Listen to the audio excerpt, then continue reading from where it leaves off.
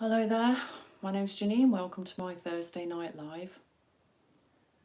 Today I'd like to talk about the mirror of consciousness. And this is very similar to the law of projection that I've spoken about before, that what we've got within us we project into the world around us is reflected back to us. So the world is a mirror. But it's a mirror in many different ways that most people don't always realise that one, they're responsible for what is in their reality, and two, that they can change it. Let's look at relationships, for example. You may be of a certain age and you may be out in the world thinking that it's time to move on into a new relationship. Well, one of the first things that I would advise people to do is to make a list of the things that you didn't like in your previous relationships, to see if you're looking in the mirror at your own shortcomings that you're not even aware of before you move on to the next relationship. Because that way you've got the opportunity to change those things within yourself or delete them using healing from something that may be even a previous life thing that you're not even aware of, and stop that coming into your next relationship. You might have the attitude, well, I'm 40 and there's no good men out there or no good women out there or something like that. But what you're doing is you're projecting false beliefs into your future timeline. When the truth is, what you believe is what you're going to manifest, and that's what's going to be mirrored in the world around you. So if you let go of all of your false beliefs about relationships, if you let go of the belief that you think by 40 there's no good partners out there for you, or they're already married, or they're something like that, then you're putting that false belief out into the universe and creating blocks on you meeting what potentially could be a really good new match for you, a new partner. So think about that. If you're single and you're looking to go into meet someone, maybe make a list of the things that you didn't like, that didn't work in your old relationships, previous relationships, and heal them before moving on. And let go of any false beliefs about there are no, good men or good women out there of a certain age. Even at 20, people believe these things that, all boys are this or all girls are this, when it's not the case. The mirror reflects back to us what we've got in our consciousness. So we need to take control of what's in our consciousness. We need to look deep within ourselves, and this can be done with healing. I've said before, healing isn't about being sick. It can be, but it's not in this case. In this case, it's about false beliefs. It's about what we have seen in our relationships around us, our parents, aunts and uncles, brothers and sisters, friends and so on, and what we've deduced from watching their relationships and thinking that our relationships are going to go down the same path. You have to remember that your consciousness is creating yours and their consciousness is creating theirs. So what they're experiencing may never be the same for you. And then you can look at it another way. Look at the world around you and decide that the world around you is a bad place or a good place or a cruel place or a mean place, or there's a lot of, corruption and there's a lot of bad stuff out there. If that's what you believe, that's what you're going to start attracting towards you. So what do you watch? Do you watch the news? Do you read, papers about people being murdered and stabbed and robbed and all of these other things that go into your consciousness, and because they create an emotional charge within us, they get stored. So then we've taken it on board. I've spoken about the 3-second rule before, that anything you name and focus on for 3 seconds, you've activated it in your DNA. And I've heard people say things like that before, that's the way the world is. If you believe that's the way the world is, then there's something within your consciousness that needs to be changed, because you're creating it. Yes, there is a mass collective projection as well, but generally what comes in our path is our stuff. So if you're thinking that the world outside is a bad place to be, or a bad place to bring up children if you're, thinking about having a child or something like that, then there's stuff within you that you've taken on board from wherever it may be, from parents or teachers or movies or watching the news or something like that, that you've already decided that the world outside is a bad place. And that's what you've got to manifest, because that's what you believe. So the mirror always reflects back to us what we've got within us. But we don't always realise what we've got within us. Sometimes the mirror will be reflecting things to us and we're absolutely, sure that that's nothing to do with me. I've got nothing like that in my consciousness. But that mirror is reflecting back to us 95% of our subconscious stuff. Most of our consciousness is subconscious. We don't even know what's there. When we go through traumas, that's stored in our subconscious. What we've inherited from our ancestors is also stored in our systems as well. So what's being projected out into the world is not just the 5% conscious we think we are and what we believe, we think we know. There's a whole lot more to it than that. And we don't need to put up with what's out there. We can't just say that's just the way the world is. If we're looking at something and we're not happy about it or it bothers us, I've spoken about triggers before, if it creates a charge or anger or an opinion or anything at all, other than complete neutrality, in other words, no comment, no charge, no feeling towards it, then it's in our cubes of consciousness. It's within us, and that's why it's being brought to our attention. And yes, there is stuff going on in the world. Of course there's stuff going on in the world. None of us are living in a perfect place. But on a day-to-day basis, what's your life like? Are you having a good day? You're bumping into nice people? Are people smiling at you at the checkout in the supermarket? Are you being calm in traffic? You're creating your day every single day. You're manifesting it yourself. So maybe take notes on what you've experienced that triggered you, and then work on those things within your consciousness, because that's creating a new world. And the more of us that do that, the better and better the world is going to be. Our projection is different to other people's projections. Everyone's got their own perception based on what their belief systems are, what their experience is, what they've got in their DNA, what they've been taught by their parents, their teachers, what they discuss with their friends and peers, and so on. You're in charge of yours. It's important not to get pulled into other people's belief systems when they start telling you this is the way the world is. It's not the way the world is. The way that the world is a projection. It mirrors the mass consciousness. And the only way we can change it is to change ourselves. To understand this, to share this knowledge with other people so that they understand it as well. But I read something the other day about tuning forks. And it said that if you bang a tuning fork, a 440 hertz tuning fork, for example, and put it near to another 440 hertz tuning fork that hasn't been tapped or banged, then the one that wasn't touched will start to resonate and oscillate at the frequency of the one that you did ping. Because it can. There is an effect. It's not as strong as the first one, but there is an effect. In other words, we're frequency, we're vibrations, we oscillate at certain frequencies. So when we are around other people and we're high frequency, if they're capable of going to that higher frequency, we have an effect. That vibration is shared across the board of the other people.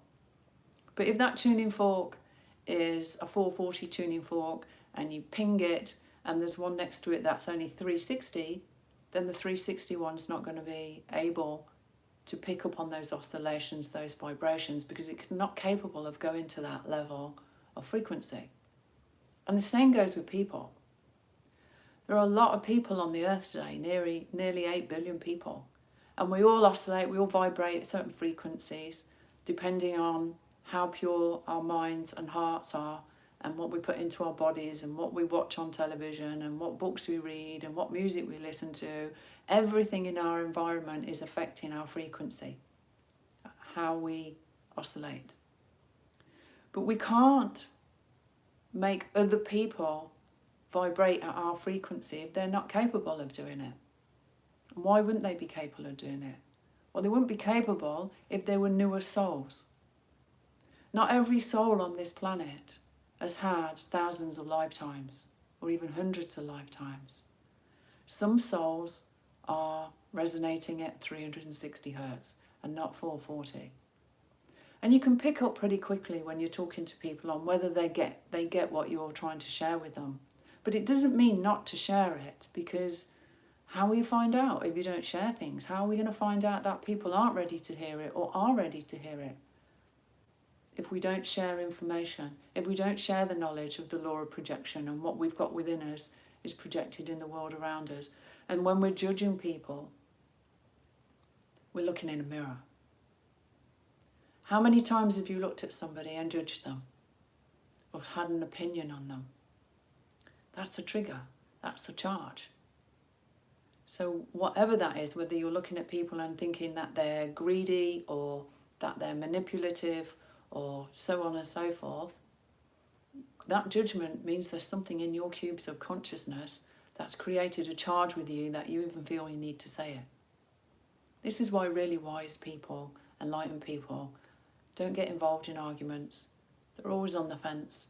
They know there's two sides to every story because different people have got two different perceptions based on what they've got within them. They're going to see two different stories and they both think they're right. So just thinking about, on a daily basis, if you're interested in leveling up, I used to make notes for years. I would put notes in my phone and what I saw in the world today, what I listened to in conversations, anything I saw out there that bothered me, people that were loud, for example.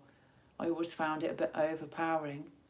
So that made me realise that my masculine side was much louder than my feminine side, because it was a charge within me about not liking loud people. They used to bother me. Once I got that balanced, I can be in the midst of a lot of noise now, and I've been in rooms in public buildings that have got TV screens going on everywhere that normally that would have completely overwhelmed my system. Now I can walk through it and it doesn't bother me at all because I dealt with that louder side. So I made notes. I made a note of what I could see in other people. If I had an opinion on it, I made a note of how it made me feel when I heard it. And then pretty much every night of the week, I would do some healing work on myself to clear those things out of my cubes of consciousness. And we're not just working on this lifetime. We're working on many, many lifetimes. Some of us are working on all of our lifetimes in this lifetime. And what's going on at the moment, today is a big day, it's the 6th of June. So there is a lot of energy coming into the planet at the moment, and it's pushing things through us to be released. So there may be people around you that have been triggering you for some reason, and it's time to go within and have a look, what part of me was triggered by this and why was I triggered by this? I've met people before that was said they were never angry, they were always joyful, always happy, got out of bed happy, skipping around happy. And I thought, well, that doesn't make sense to me because that's off balance. You can't be in one side all the time. We've all got stuff. We've all got light and dark within us. We've all, when we go into happy, we have to go into the opposite because of the duality that we live in. So we can't ask to be happy 100% of the time. It doesn't work like that. But when we go into neutral, we're in the middle. We're in a blissful state. We're in a good place to be. And it's an easier place to live in instead of the ups and downs. Some people love the ups and downs. Personally, I'd rather just surf down the middle of the road. So have a think about it. I invite you to have a think about who's around you at work, who you're bumping into in your daily life, any family members that may be triggering you or annoying you, and write it down. Keep notes and look into your own consciousness, your own cubes of consciousness. Because the person that said to me that they were never angry, that they were joyful all the time, when I said, well, you're holding it in separation there, because there's got to be, it's normal to feel anger. We all get upset about something. That's just the way it is. 2 years later, that person phoned me up and said, I'm so angry, I don't know what to do with myself. Because she stored it away, ignored it, stayed with the joy all the time, staying in that, joyful mood all the time, and not facing the darker side of their own nature, which is anger. It's okay to be angry. We've got these emotions for a reason. There are simple things we can do to let go of them as well. If you just take some deep breaths and imagine you've got a balloon or a handful of balloons in your hand and that they're all red and angry, and just let them go. Just let them go and see them floating off into the sun until they're pop, pop, pop, pop, gone. Simple way of letting go of toxic emotions. Because if we don't, they get stored in our system. They get stored in our organs, and they can cause us problems later in life. So thinking about the mirror, every day is a mirror. The good news is it's not all bad. So if you're seeing people that are bright and shiny and compassionate and kind, give yourself a pat on the back, because that's the mirror telling you that you're bright and shiny and compassionate and kind. You can see both sides of the coin when you start to look in the mirror. And the mirror is really useful because we're all here to learn and grow and develop and evolve. And once you understand that, you start to change. Maybe you're in company at a dinner party or at a party or in the bar or wherever, and instead of jumping in and judging people for what they're saying, their behaviour and so on, or even your partner or your parents or your child or your friends, what are they mirroring to you? Because that's what they're there for. The people that love us the most are usually the ones that mirror our shadows to us so that we can work on them. And it's important, because the more of us that do it, the purer we get, the higher our frequency goes, and that resonates into the world around us. The more of us that do it as a collective, then the whole world changes. We have the capability that if we come together in large groups, that we can change the world and wake up tomorrow and the world's a brighter place. I'm not talking jumping from this to, complete sci-fi and flying cars overnight or something like that. But a lot of really quite deep, dark stuff out there can be stopped. And we're consuming it. People think that there are bad people out there. The conspiracy crowd, the bad people, they're doing this to us, they're doing that to us, and calling these people names.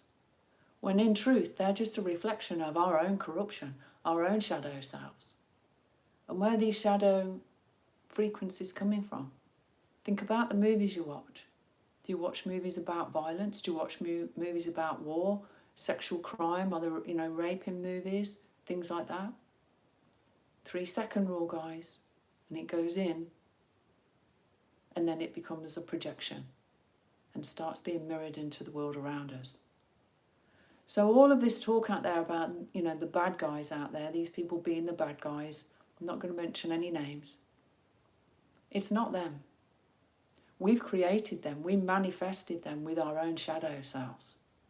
So the people that are pointing the finger and being judgmental, they're the ones that need to do the work. They need to take those corrupt, false beliefs, shadow frequencies out of their own cubes of consciousness so the world outside changes. And when there's enough of us, the world will change hugely. There's something called the Maharishi effect. I've spoken about it before, and it's the square root of 1% of the population of the planet. Based on 7.8 billion people, that's roughly 9,000 people. When that many people hit a certain enlightenment level of frequency, that overrides all of the other people on the planet. That smaller group can make a difference. So this isn't about millions of people leveling up. This is about a few thousand people leveling up. A few thousand people getting on board and understanding that We don't need the whole world to change the whole world. We just need a good group of people that are prepared to do some work and to learn, to understand it. Start sharing about the mirror that reflects back to us. People reflect back to us.